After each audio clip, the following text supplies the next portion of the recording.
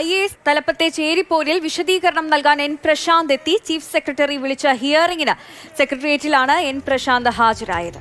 അമൽ തേനമ്പറമ്പിൽ വിവരങ്ങളുമായി നമുക്കൊപ്പം ചേരുന്നുണ്ട്. അമൽ, പ്രശാന്ത് എത്തി, ഇനി എന്ത് സംഭവിക്കുമെന്നുള്ളതാണ് കൗതുകം. മാധ്യമങ്ങളോട് എന്തെങ്കിലും സംസാരിച്ചോ വന്നപ്പോൾ?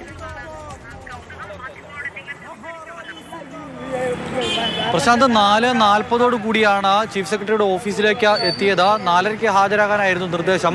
10 മിനിറ്റ് വൈകിയാണെങ്കിലും പ്രശാന്ത് ഇവിടേക്ക് എത്തിയിട്ടുണ്ട്. കൂടിക്കാഴ്ച അകത്ത് നടക്കുന്നു, ഹിയറിംഗ് നടക്കുന്നു എന്നുള്ളതാണ് മനസ്സിലാക്കുന്നത്. നിലവിൽ എന്തായാലും പ്രശാന്ത് ആവശ്യപ്പെട്ടതുപോലെയുള്ള ലൈവ് സ്ട്രീമിംഗ് ഒന്നുമില്ല. പ്രശാന്തിൻ്റെ ഫേസ്ബുക്ക് നമ്മൾ ഇടയ്ക്കിടയ്ക്ക് നോക്കുന്നുണ്ട്, പക്ഷേ ഫേസ്ബുക്കിൽ മറ്റെന്തെങ്കിലും തരത്തിലുള്ള പ്രതികരണങ്ങൾ ഇപ്പോൾ ഉണ്ടാകുന്നുമില്ല. അതായത് ഈ പുറത്തേക്ക് ഇറങ്ങിയിട്ടുണ്ടെങ്കിൽ നമ്മൾ പ്രതികരണം തേടും, പ്രതികരണം ഉണ്ടാകുമോ എന്നുള്ളതാണ് കണ്ടറിയേണ്ടത്. പ്രശാന്ത് ഉന്നയിച്ച 2 ആവശ്യങ്ങൾ: ലൈവ് സ്ട്രീമിംഗ് നടത്തണം, അതോടൊപ്പം തന്നെ ഓഡിയോ റെക്കോർഡ് ചെയ്യണം. ഇത് രണ്ടും പറ്റില്ല എന്ന് ചീഫ് സെക്രട്ടറി അറിയിച്ചിരുന്നു. അപ്പോൾ ആദ്യഘട്ടത്തിൽ വിചാരിച്ചിരുന്നത് ഈ ഹിയറിങ്ങിനായി പ്രശാന്ത് എത്തില്ല എന്നുള്ളതായിരുന്നു. പക്ഷേ പിന്നീട് എത്താൻ പ്രശാന്ത് തീരുമാനിക്കുകയാണ്. തുടർന്നുള്ള നടപടികൾ ഇനിയിപ്പോൾ കോടതിയിലോ അല്ലെങ്കിൽ ട്രൈബ്യൂണലിലേക്കോ മറ്റോ പോകാനുള്ള ഒരു നീക്കം കൂടി പ്രശാന്തിൻ്റെ ഭാഗത്തു നിന്നും ഉണ്ടാകുന്നു എന്നുള്ളതാണ് പ്രശാന്തിൻ്റെ ഫേസ്ബുക്കിലെ ഏറ്റവും ഒടുവിലെ പോസ്റ്റ് വായിക്കുമ്പോൾ മനസ്സിലാക്കാൻ കഴിയുന്നത്.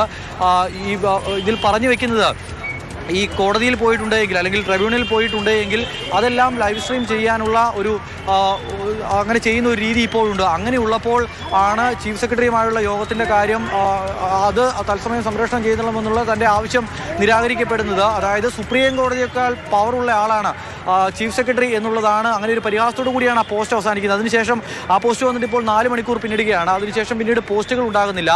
എന്താകും ചീഫ് സെക്രട്ടറിയോട് പ്രശാന്ത് പറയുക എന്നുള്ളതാണ് ഏറ്റവും പ്രധാനപ്പെട്ട കാര്യം. നിലവിൽ സസ്പെൻഷനിലാണ്. ആ സസ്പെൻഷൻ നടപടി പിൻവലിക്കാൻ, ഒപ്പം സസ്പെൻഡ് ചെയ്ത മറ്റൊരു ഉദ്യോഗസ്ഥൻ്റെ നടപടി പിൻവലിക്കുകയും ചെയ്തിരുന്നു, ഗോപാലകൃഷ്ണൻ്റെ. പക്ഷേ പ്രശാന്തിനെതിരായ നടപടി പിൻവലിച്ചില്ല. അതിന് ഏറ്റവും പ്രധാനപ്പെട്ട കാരണം പ്രശാന്തിൻ്റെ ഭാഗത്തു നിന്നും തുടർച്ചയായി ഇത്തരം പ്രകോപനപരമായ പ്രതികരണങ്ങൾ സോഷ്യൽ മീഡിയ വഴി ഉണ്ടായിക്കൊണ്ടിരുന്നത് തന്നെയാണ്.